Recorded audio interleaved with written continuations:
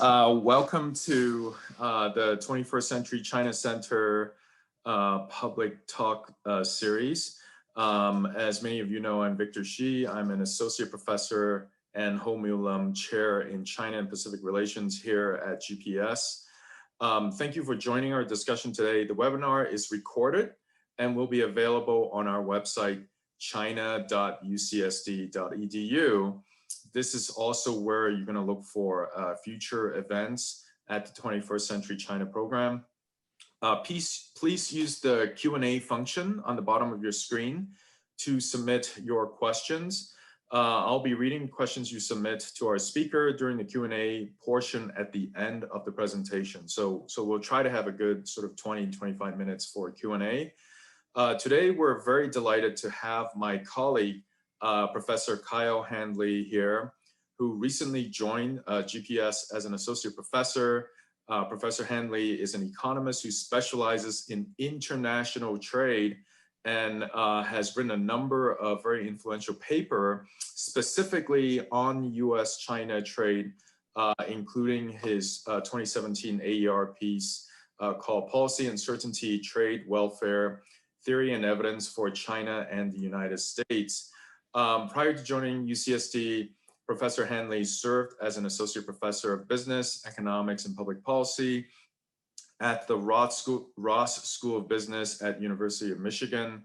Handley worked as an economist at the U.S. Bureau of Census and was the winner of the WTO Essay Award for Young Economists. So we're very happy to have him talk about an issue that is dear and near to many of us who are watching U.S.-China relations very closely. So with that, please join me in welcoming Professor Handley. Okay, thank you very much, Victor. I'm really happy to be here talking to the 21st Century China Center. This is the first time I've given a kind of a public-facing talk for GPS, and so it's exciting, and I enjoyed putting this talk together. So I hope the rest of you get something out of it as well. I want to start off telling a little bit of a story about myself and how I ended up working on this, which I know is kind of a canned way to start a talk, but I started thinking about this basically in 1995 when I was in high school.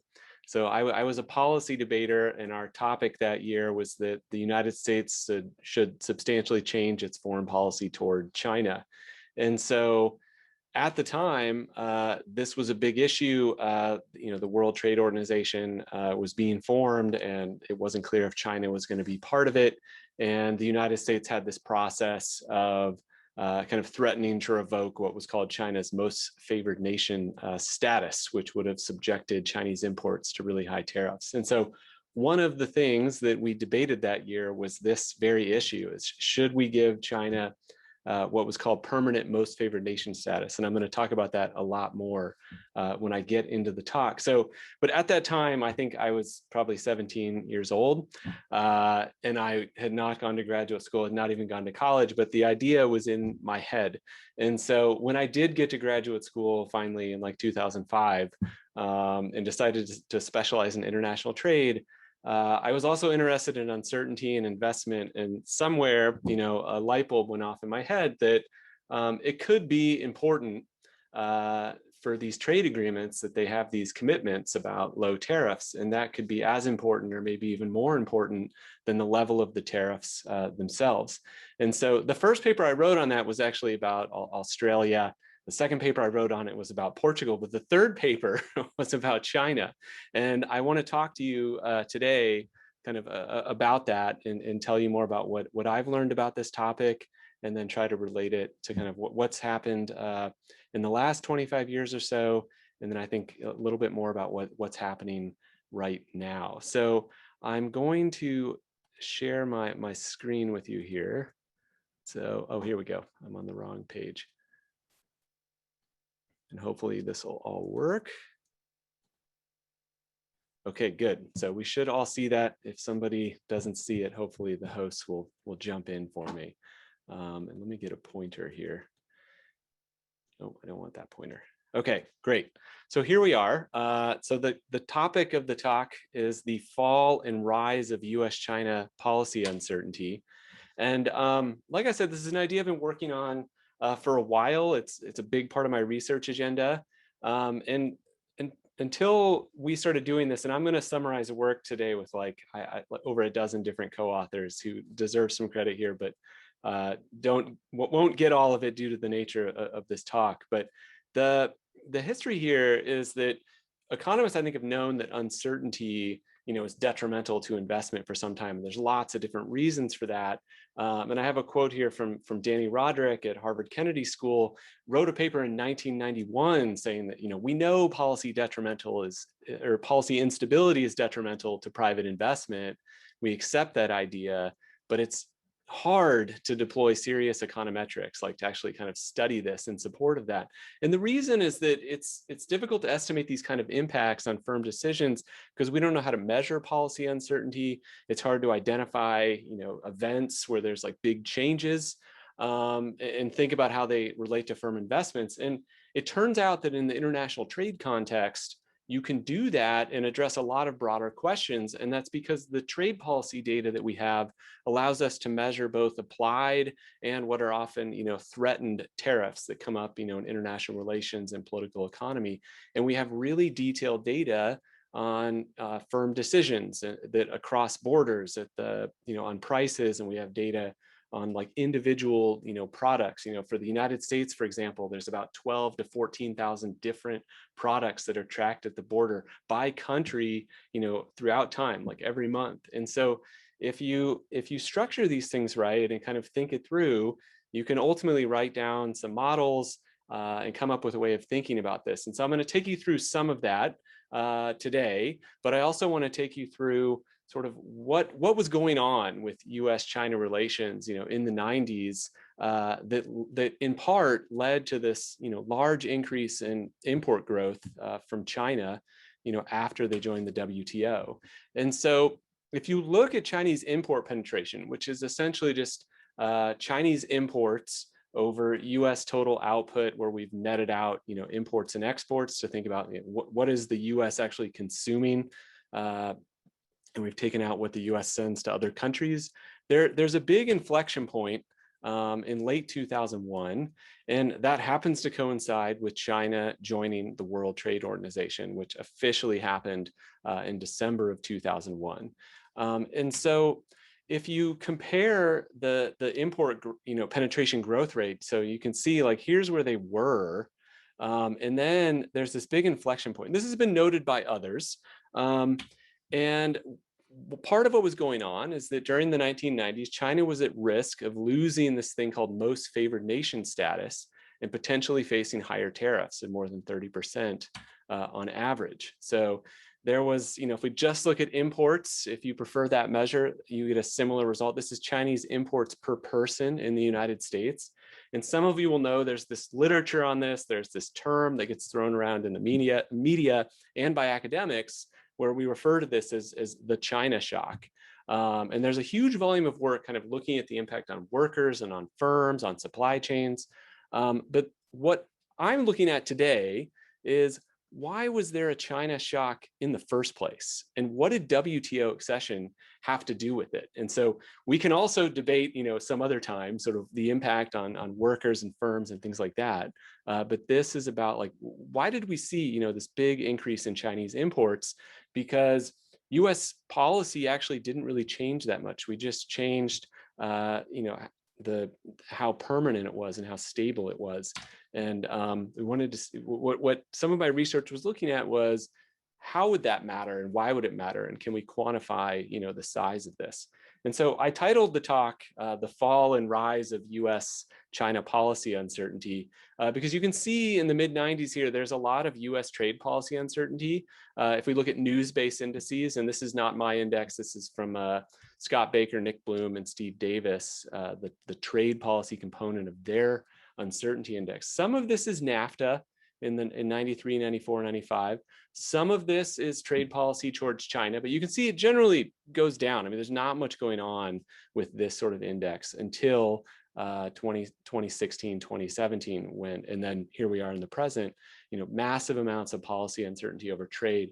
Most of this is about U.S. China policy uncertainty. But to understand the implications of this spike, we need to understand a little bit more about what happened here. How did it come down, and what impact did that have on U.S. China trade? And so here's what was going on. So from the 80s to the 90s, China had what was called, a conditional most favored nation status. So they had this since about 1980. And what most favored nation status means is that we treat China the same way we treat any other member of the WTO, or in the 1980s, what was called the GATT, the General Agreement on Tariffs and Trade. But what's different about China's treatment relative to other member countries of the GATT/WTO was that it was subject to this annual renewal process, which required a presidential waiver. So what does that mean? Well, this played out repeatedly in the 90s because of something called the Jackson-Vanik Amendment to the Trade Act of 1974, and it prohibited MFN to non-market economies that did not allow freedom of movement. It was about human rights. So this ends up screening out a whole lot of communist and former communist countries. And so the US president could waive this every year, but Congress had the right to try to overturn that waiver. So what happens? So for most of the 1980s, this is not a problem. So the president grants this waiver to China. We were trying to establish better relations, no big deal. Well, then Tiananmen Square happens. So this amplifies human rights issues in China, especially because of this. So, those of you that were alive when this happened, this was a huge deal. And Congress started voting to revoke China's most favored nation status every single year in the 90s. And 3 different times, the House actually passed their resolution overturning what in that case, President Bush was trying to do. And even the Senate got involved in it at one point and put a bunch of conditions on most favored nation status. And President Bush had to veto that bill in 1992. So this never actually happened. We never actually revoked China's most favored nation status, but it was something that came up basically that every summer they would do this dance. And U.S. China relations would kind of go on the chopping block while different senators and representatives had their say. A lot of it was really about jobs, trade deficit, intellectual property protection, but it was also about human rights.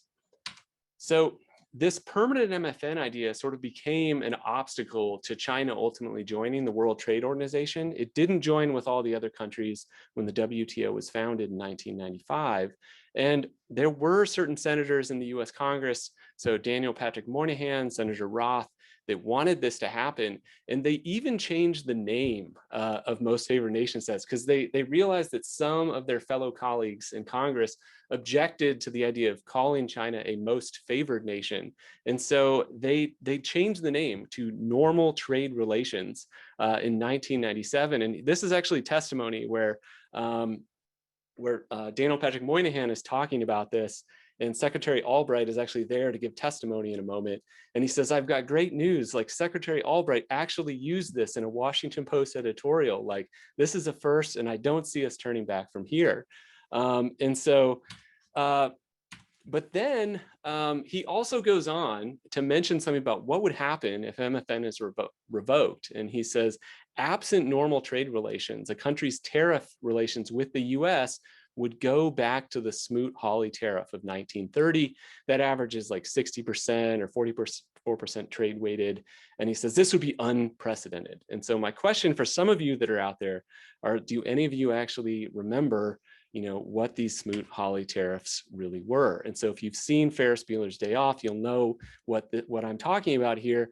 The Smoot-Hawley Tariff Act was passed in 1930, shortly before the Great Depression, and it put dramatically higher tariffs on a whole bunch of goods.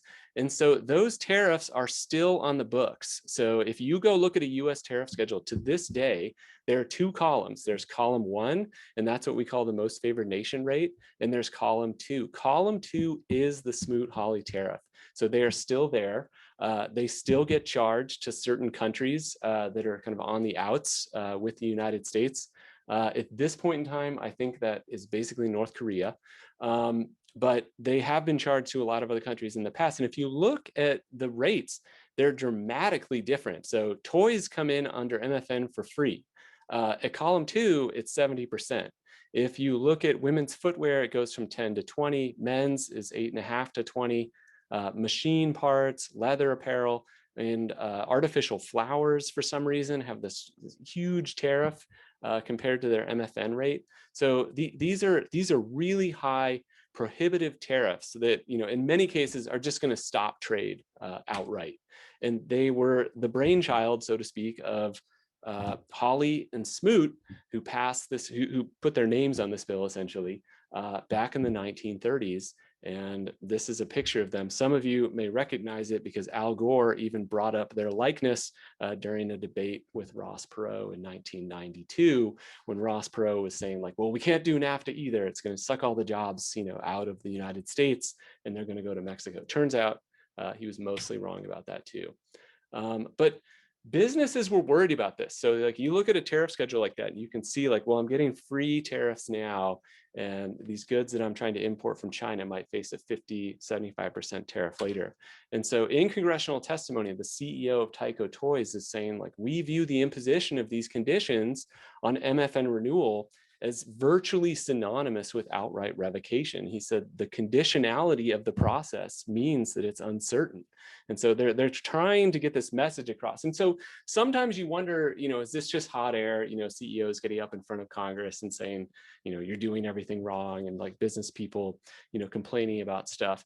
And so, which is where we need, some economics to try and test these things and see how important they potentially really are. And if we can quantify them and see, if it matters, and if it matters enough that we should care. And policymakers cared about this at the time too. The trade minister from China in 1997 is talking about this. He says, this question has long stymied development of Sino-US economic ties. It's created a feeling of instability in our business communities, and it's not conducive to trade development. He changes his tune in 2002, and he says, by establishing this permanent normal trade relationship, and notice he's using the new language there, we eliminated the longstanding obstacle to improvement of economic relations and trade. And after that is when we see that big increase in Chinese import penetration to the US. And so the question is, how much of that shock can we attribute to this change?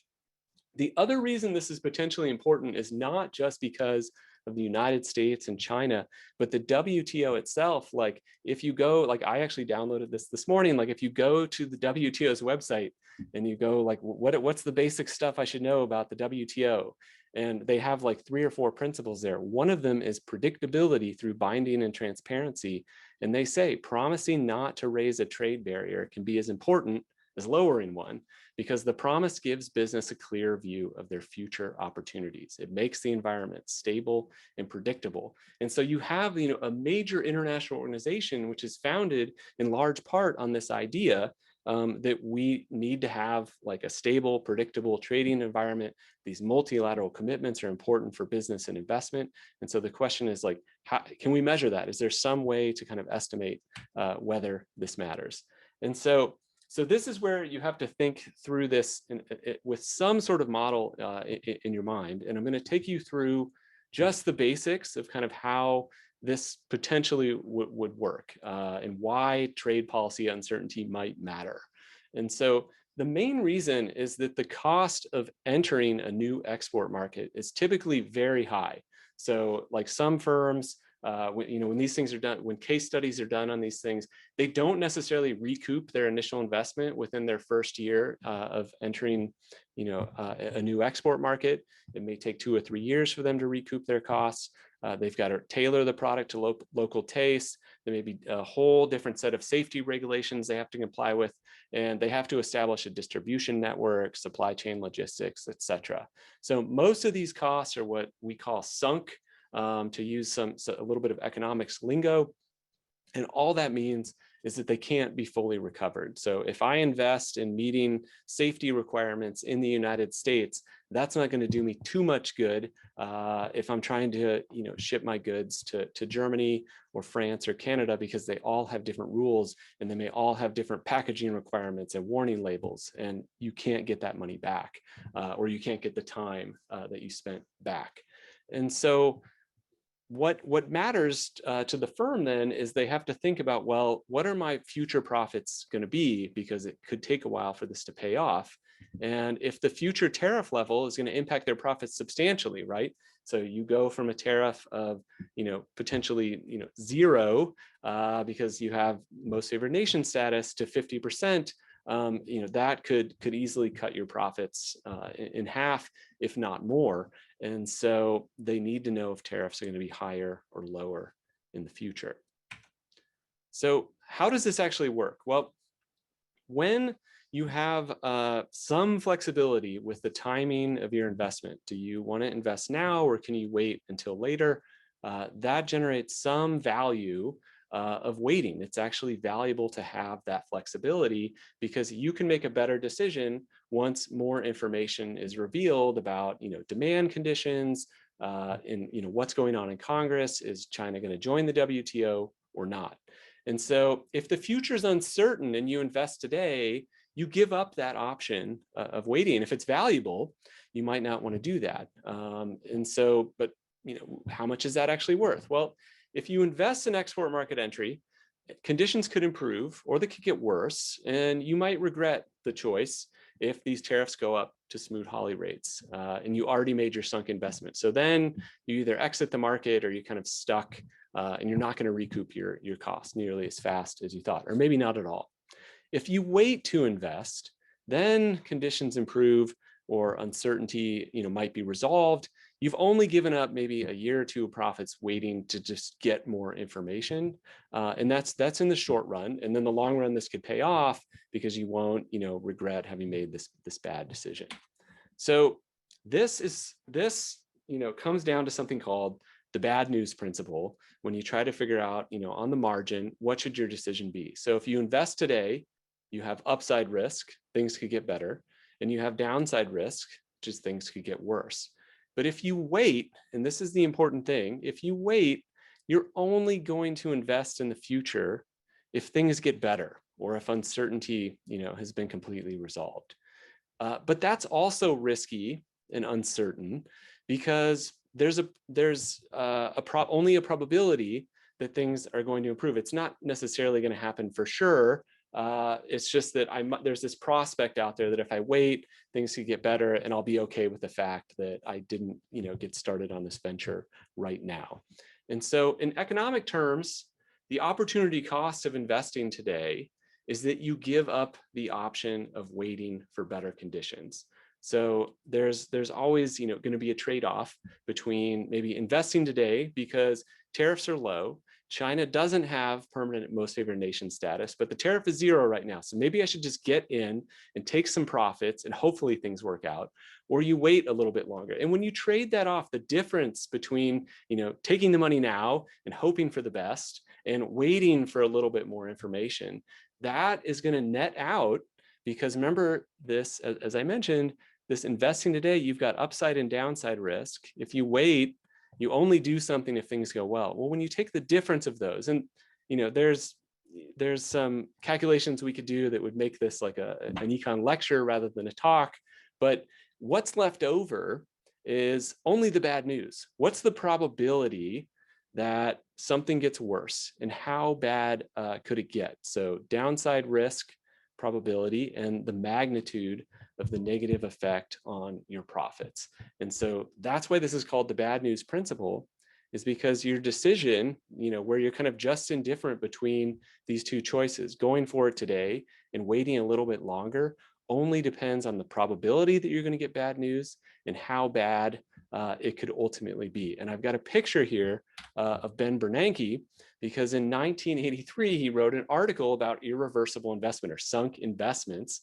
where he's one of the first people to coin this term and point out that this was an issue. So that's the insight that you want to kind of have in your mind about if you were, a Chinese firm thinking about exporting to the United States. You've got to know, well, should we make the investment now?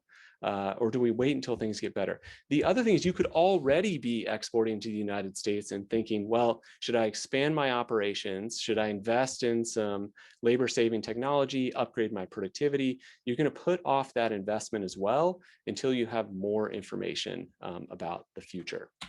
Okay. So what we did in one of my main papers on this with Nuno Lamau at the University of Maryland is we use this insight from the bad news principle to kind of make some predictions. And there's some more complex modeling behind this whole thing, but it really just amounts to this. So if China's WTO entry reduced uncertainty because they got permanent MFN and were no longer subject to this revocation process, then import growth from China to the United States, it should be higher where the ratio of those Smoot-Hawley tariffs to MFN tariffs is higher. So if I'm looking at a 3% MFN tariff and a 30%, Smoot-Hawley column 2 tariff in one good, but in other goods it's 0 to 5, like not that big a deal. We should see more growth in these sectors that face higher uncertainty. So what we're measuring there is part of the bad news principle, which is that it depends on the probability that things get worse and how bad are they if they get worse. Well, we can measure how bad they could ultimately be because we have that tariff schedule. I have the MFN tariff in one column. I have that Smoot-Hawley column 2 tariff in another column. And so with a little bit of work, you can kind of put that into a regression framework and estimate whether or not this was on the radar of businesses. Was it part of their belief set? Did they put positive probability weight on the possibility that China's MFN status would be revoked by the US Congress before they join the WTO? So that's our prediction. And here I'm just showing you, the ratio of these column 2 Smoot-Hawley tariffs to MFN. So this means, I've got a really bad shock as I head this way if things get worse. And then this is just measuring trade growth. And so all that I'm graphing here is just like a broad, like sectoral estimate of this. And you can see like here we have like textile articles up here had a lot of uncertainty and much higher trade growth, whereas other things, there's like art and antiques down here, vegetables, fats and oils, but plastics and rubber, wood and straw, like stone, plaster, metals, they're all here on this upward sloping curve. So this is where we saw most of the import growth from China between 2000 and 2005 was in these products that had higher risk as measured by this tariff ratio prior to China joining the WTO. And so they joined in 2001. And so we would hope, if uncertainty matters and that the WTO resolved it, that we would see bigger import growth, because that's where we're going to depress investment the most, which is where that risk is the highest. And that's essentially what we see with this prediction. And that's kind of the crux of what we estimate. We also looked at Chinese import price indices. So we constructed sort of like, how much does it cost to buy a bundle of goods within different product categories from China? So if there's a lot of new entry, or there's a lot of technology upgrading by firms that were already exporting even before China joined the WTO, that should lower the price of Chinese imports and make them cheaper for US consumers, or just make them better off because they have more varieties to choose from. And so our prediction here was that we'd have larger price reductions where that uncertainty was highest. And so here, again, I'm just showing, the risk of a really bad shock is increasing as we move right on this axis. And here's the change in prices. So the higher the risk, the bigger price, change in Chinese import prices we saw from 2000 to 2005. And so we again estimate that from trade and these observable tariff differences, and we see that we get that result. And so so there's two main things that we have here. One is that we can explain a part of this idea, this China shock, that not like what did it do to US employment and what happened with US firms, just like why was there a China shock? And part of it was that there was a big reduction in uncertainty when China joined the WTO. Another part of it was that these prices came down. We had more and more Chinese firms sort of entering the US market or making additional investments, and that lowered prices, which as I'll mention in a moment, ultimately it's kind of good for US consumers. They have more varieties, and of the varieties they can choose from, they were often at a lower price than before. So here's that graph that we saw toward the beginning of the talk where I was graphing Chinese import penetration. I said, look how it takes off after they join the WTO. Well, this reduction in uncertainty accounted for about 1/3 of Chinese export growth from 2000 to 2005. I have a little typo there. It lowered prices for consumers. That actually resulted in some welfare gains, but there was likely some reduction in US employment and investment as well, which I can tell you more about in a moment. But the other thing that we did is, because we had a model here, we were able to kind of show like, well, what would have happened if we had not had China join the WTO. Not did we revoke MFN, because that's not too hard to figure out. We're basically practically doing that right now. But what if we continued to have this process where every summer Congress would, with some credibility, threaten to revoke China's most favored nation status?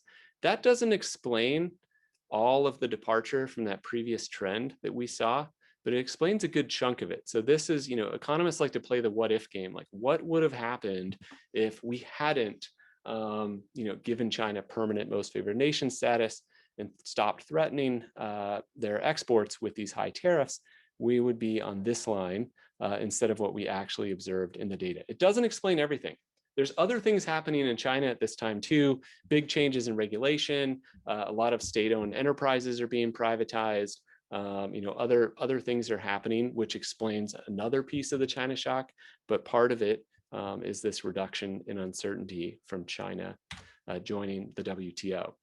So another way to think about this, especially if you're not just interested in China, is how do we translate policy uncertainty into actual levers that that policymakers are in control of? And so one way to do that in the trade context is to say, well, if we've estimated a model, we can tell you like what actually there were small applied tariff changes that affected China during this time period as well, and we can use those to translate the frictions from uncertainty into their equivalent in terms of a tariff. Like how much more of a friction did Chinese exporters face because of this uncertainty? And so what I'm showing you here is percentage points of the tariff equivalent that China would have faced if the uncertainty hadn't actually changed over that period.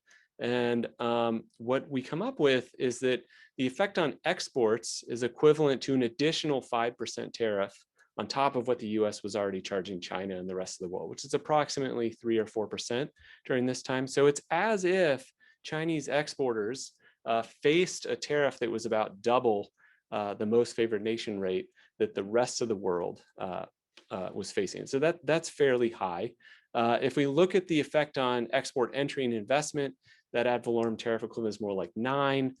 If we think about it in terms of US welfare, because US welfare is very responsive to the share of imports and the gains from variety that we get from this, it's almost as if we had a 13% additional tariff on Chinese imports, which we didn't actually have. But these are pretty big numbers, and what it tells you is that in the case of like just on export values, is we went from we had a 3% tariff on China. You add an extra 5% because of this trade friction.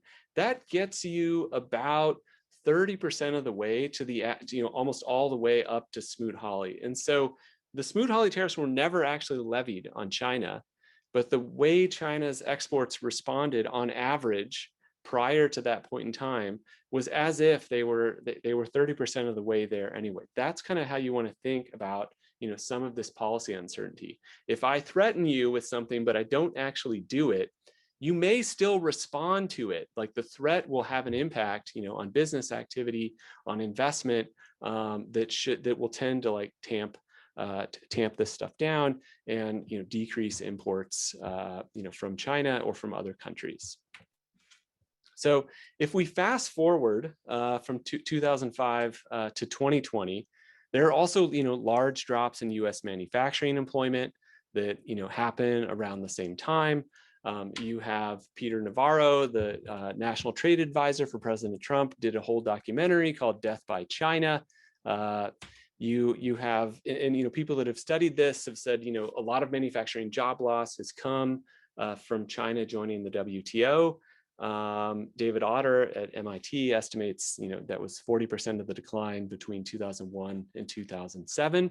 On the other hand, there are other companies and businesses in the United States that benefited from this to a large degree. So, all these internet orders, meant new jobs and new life for different communities, kind of this Amazon effect. Other companies like Apple were actually now vulnerable because they adapted to the new situation.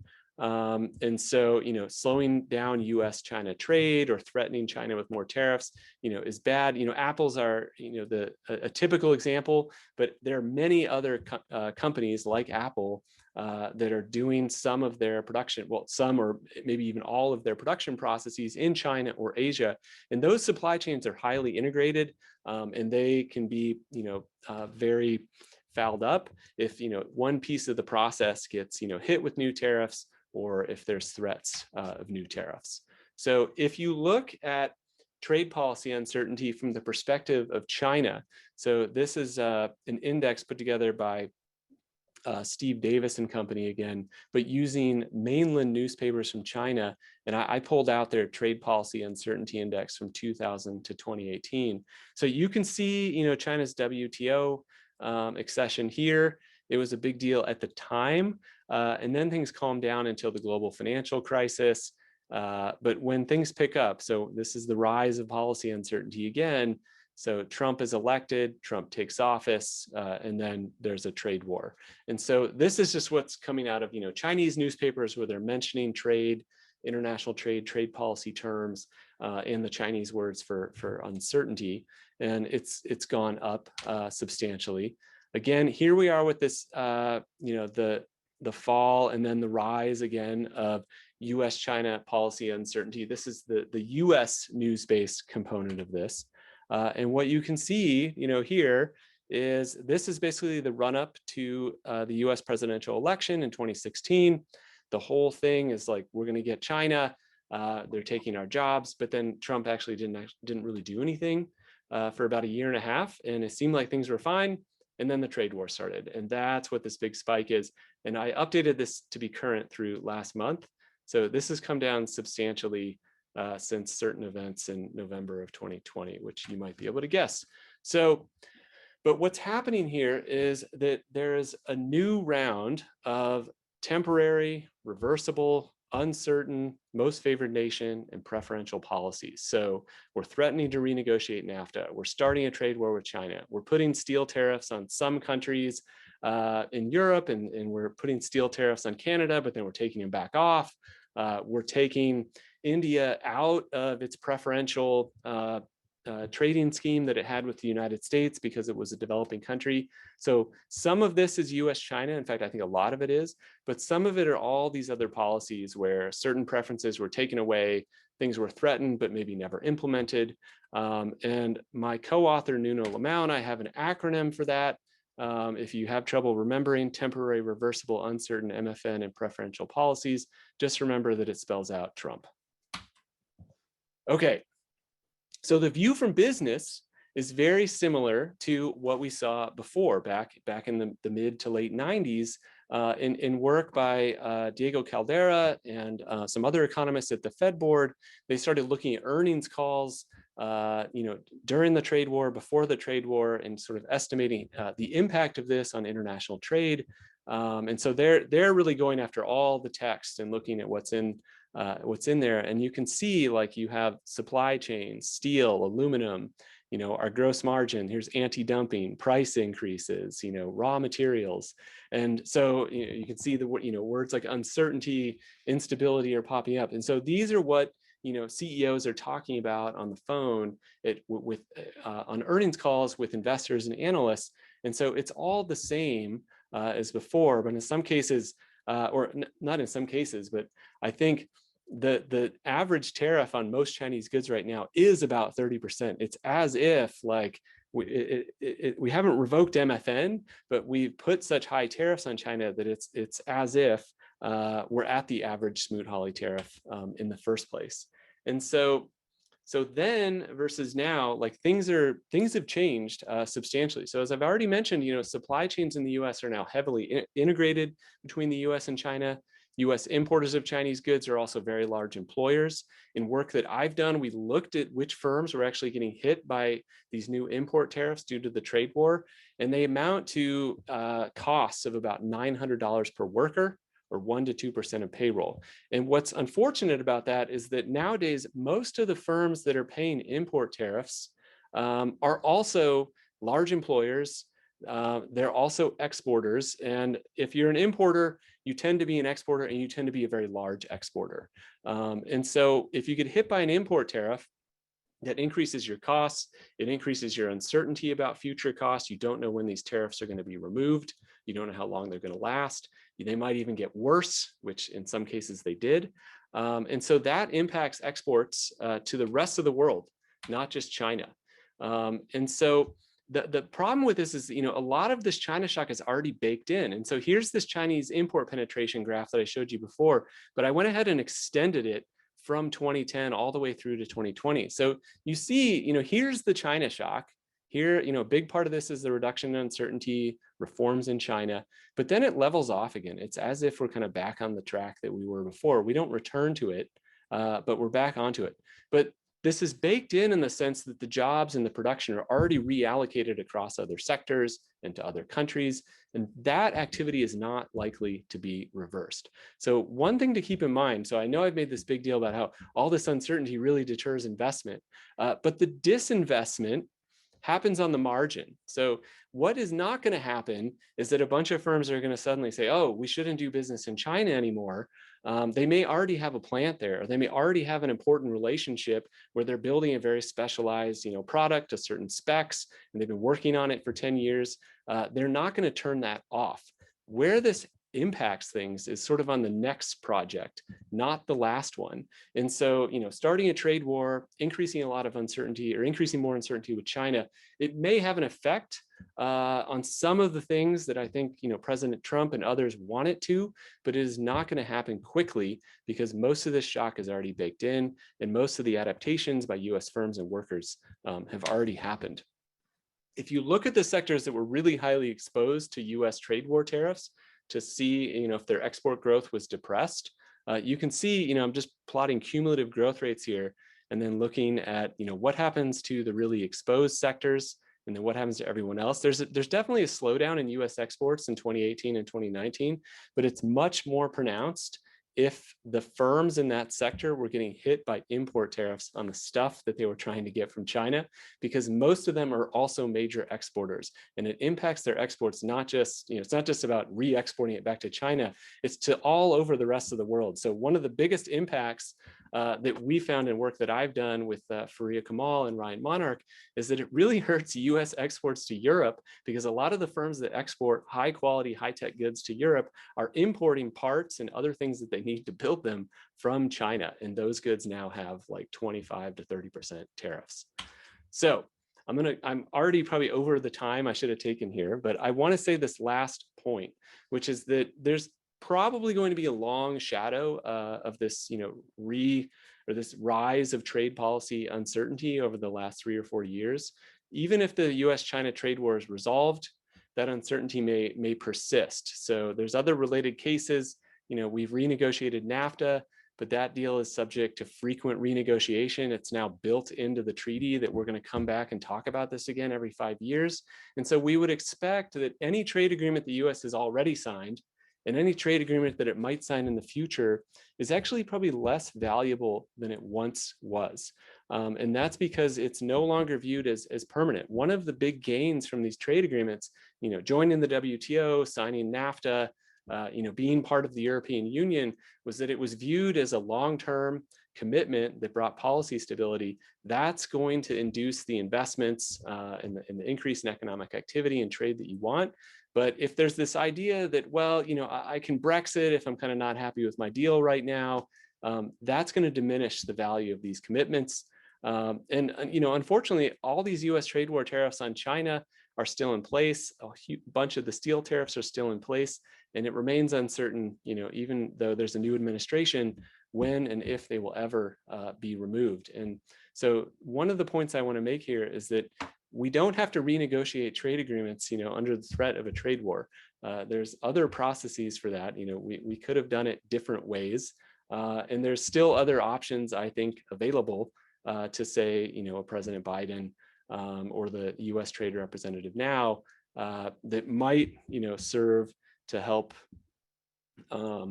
increase, credibility for the United States, not just for trade agreements, but in other agreements where we have, commitments about economics or economic issues and political issues, national security issues.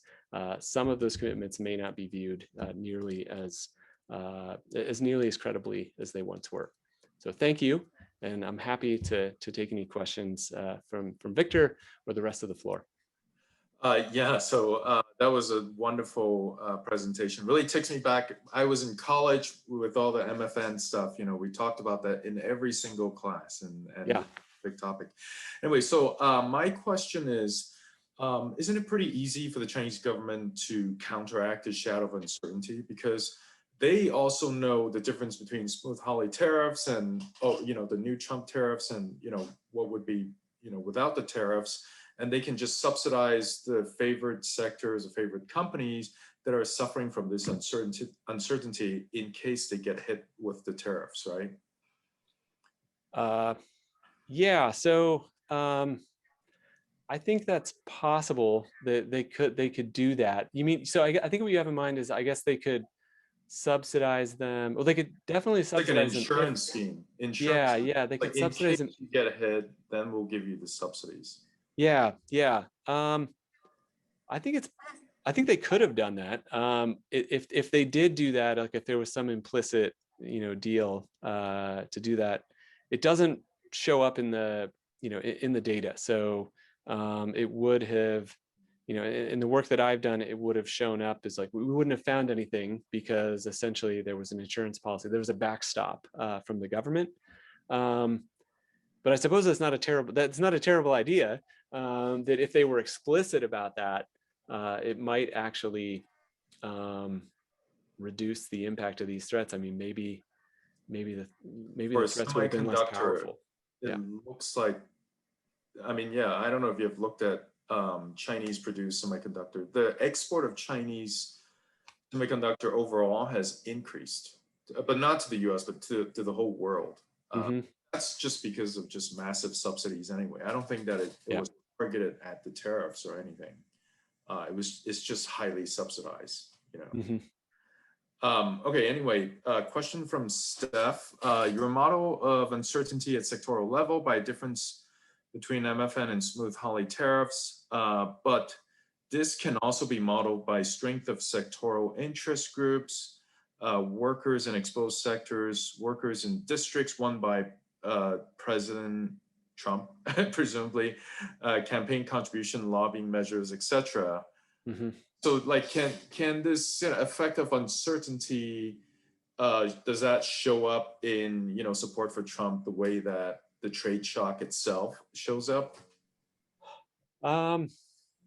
So, in my research on this, so I didn't get into most of the details today, but we actually do this like at a pretty narrow like product level. So we're looking at around like 3,000 plus like individual products, which then allows us to control for broader like industry codes. And so if there's stronger interest groups in one industry than another, we're capturing that. And then we're saying within that, is there, and there's actually quite a lot of variation here. Even within an industry, there can be quite a lot of variation in the degree of uncertainty, across products. And so we can kind of still estimate, an effect, with enough variation. And so I don't think it affects like what we actually did. But to go to this broader question of like, whether or not, support for these types of policies, might have been political. I mean, I think it probably, Well, not probably. I think it definitely is. And to a large extent, that's part of what was going on. Is there's different ways you can kind of placate the base, I think. One of them is to just tell them before you get elected that you're going to do something about it. I mean, even Barack Obama in 2008 said he was going to renegotiate NAFTA. He never did. He didn't even get close to it. He just said he was going to do it. But then he actually, negotiated, started negotiating TPP instead, which became anathema, to Republicans and Democrats alike by 2016. And so, so I think that's a factor. I think one of the differences, at least with the Trump administration, is he actually followed through on threats. I think in part because an interesting feature of U.S. trade policy is that the executive has a substantial amount of power that's been ceded to the executive by Congress. Congress could take that back any day. They haven't. And so I think it was an area where Trump could be Trump. And he said he was going to do it, and he figured out that he could write all these executive orders and just slap tariffs on China and steel. And so that's what he did. But yeah, it was certainly motivated by interest groups and political issues and by geography. Yeah, yeah. So one of the audience members said, what about an alternative explanation that it's not policy uncertainty that drove investment and trade, but instead it's the nature of policy support or unsupportive of property rights, liberal economics? I guess I would put it this way. It's that, if firms or local governments in China, or even the central government in China, expect a successful WTO accession, may, as part of it, firm up domestic property rights. And maybe it's this firming up of domestic property rights that led to, more export firms setting up in different parts of China. Actually, I think there is some evidence for that in the political science literature, at least. Yeah. No, I think that's definitely a factor. So when I mentioned, there are other regulations that are happening in China at this time that are also promoting investment, like that's certainly a factor. I think those tended to be less, certainly not product specific rules, maybe to some extent industry, maybe some geographic differences across China as well. But I think of those as sort of like aggregate, like macro changes that are influencing U.S. China trade. And again, those are things that we're kind of able to control for, and we're estimating this off of differences, within these narrow product categories, within those industries that might have had, better property rights protections, or, loosening up of rules for foreign direct investment, things like that. So.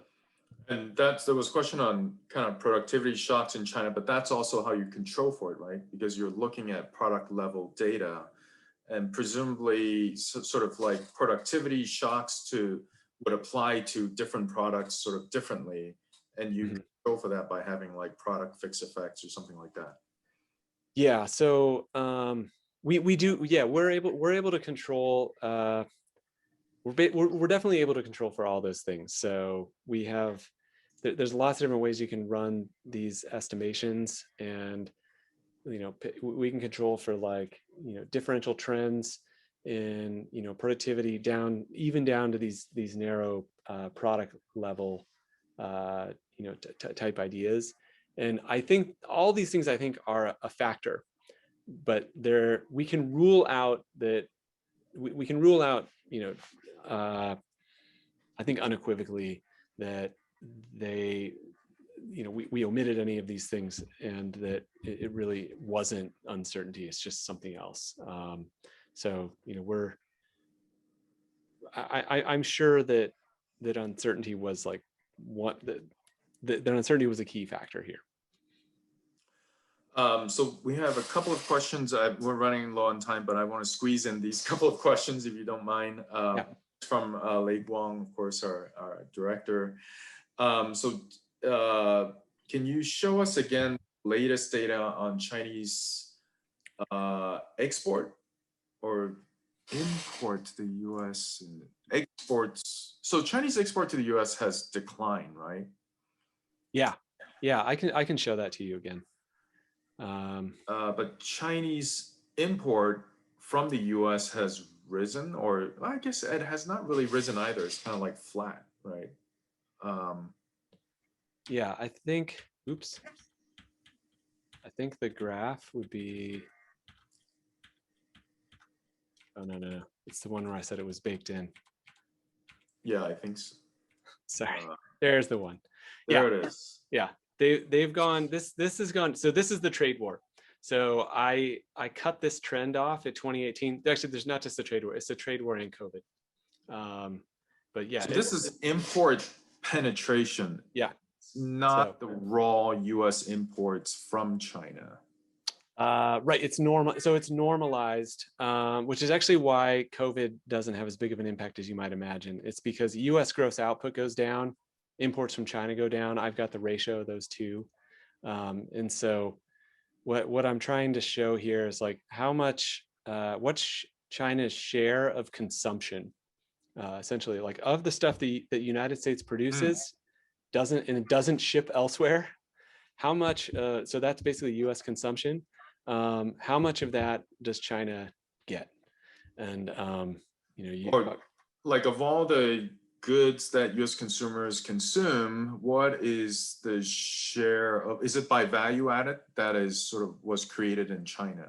Or this is going to be not by value added. This is going to be like, this is the customs data. So if that good came over and customs said this is due to rules of origin is a Chinese good, that's what we're talking. If a lot of the value added is coming from, parts, processors from Thailand or Taiwan or something like that, it's still going to be count, like the iPhone is still going to count as whatever Apple pays at the dock. I don't know. So okay, so the whole iPhone would be counted as Chinese in this. That's right. That's right. That's just US import statistics in general. Yeah, right. This is not a value added adjustment. Okay, but still, right. So this, I know one of our former grad students here, Jack, did some research. It's like if you look at the raw import, it doesn't really look like it has dropped that much prior to COVID. Mm-hmm. If you calculate it this way, I guess the drop off is pretty clear here. So there's another research that Jack has done, which shows that even firms that should be producing things that are exposed to the tariff, mm-hmm. they have not reduced their level of investment in China in a significant way. Mm-hmm. Why are exports and FDI not so sensitive to increase in trade policy uncertainty? I mean, this graph shows that there is this increase, but have you looked at this kind of US FDI behavior to show that indeed there's been a reduction by measure of US investment in China for the purposes of export or for the local market? Yeah, I think I don't know exactly what's going on there, but a lot of US investment in China is not to ship things back to the United States. So they're trying to access the rest of Asia, or they want to have be hands-on with their operations in China instead of using do things at arm's length. And to some extent, you could argue, I don't have evidence of this, that it is a reaction to uncertainty, because if you're worried that you're going to be hit by import tariffs on the US side, and you don't want to get retaliated against, you should go to China and open a plant and have a presence there and play the political game in China too, because that actually may be insurance against future threats and future future policy changes that could be bad for your company, is to go invest in China, so that some other US company can be demonized later, if there's going to be retaliation. We're unfortunately out of time. We can sit here for another 2 hours, and in fact, a number of us would love to do that. I guess in the fall, we'll corner you, Barry and I will corner you one day and just nerd out on Chinese trade. Sounds great. for a long time. Anyway, before we close, please join us on Wednesday, May 19th for a presentation by our other colleague, Richard Mattson, on his path-breaking research on Christianity under China's religion policy in the past 3 decades. Thank you, Kyle. Again, thank you, audience, for joining us. I learned a great deal, and certainly look forward to the fall, when we get back in person and really talk more with Kyle about U.S. China trade.